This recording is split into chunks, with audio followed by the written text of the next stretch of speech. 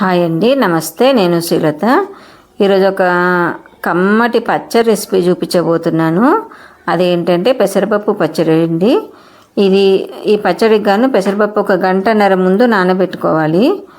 దీనికి మనము mixie jar తీసుకొని ఎండుమిర్చి రోస్ట్ చేయకుండా మామూలుగానే వేసుకోవాలి.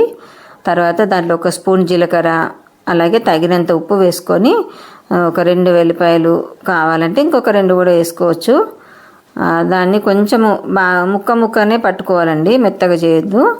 తర్వాత ఒక ఉల్లిపాయ వేసుకొని ఒక్క తిప్పుడు తిప్పాలండి, అంతే. బాగా మెత్తగా మాత్రం చేయొద్దండి పచ్చడి. దీని కాంబినేషన్ అయితే మేమైతే మెంతి మజ్జిగ వాడతామండి. చాలా అంటే చాలా ఎమ్మీ రెసిపీ అని చెప్పొచ్చు. అంత కమ్మగా ఉంటుంది అన్నంలోకి. మెంతి మజ్జిగలోకి ఏం లేదండి, చక్కగా చిలుక్కొని దాంట్లో పచ్చిమిర్చి, కొత్తిమీర, అలాగే ఉల్లిపాయలు, కరివేపాకు వేసుకోవడమే.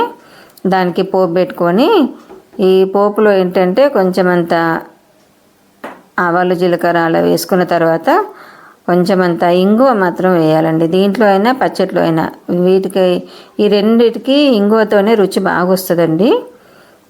పోపులోనే కొంచెం మెంతి పొడి కూడా వేసేసుకొని వెంటనే తీసేసుకోవాలండి. ఎందుకంటే మళ్ళీ మెంతి పొడి మాడినట్టు అవ్వద్దు, రుచి మారుతుంది మెంతి మజ్జిగలో.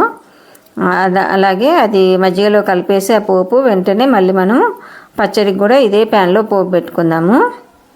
అలాగే నా ఛానల్ సబ్స్క్రైబ్ చేయండి, లైక్ చేయండి.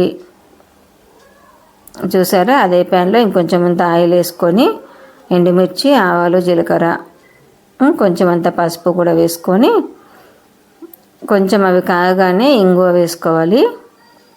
ఇంగువ మాత్రం కొంచెం ఎక్కువ వేయాలండి. ఈ పెసరపప్పు పచ్చడిలో చాలా కమ్మగా ఉంటుందండి. వేడి వేడి అన్నంలోకి నెయ్యి వేసుకొని తింటే చాలా అంటే చాలా సూపర్గా ఉంటుంది.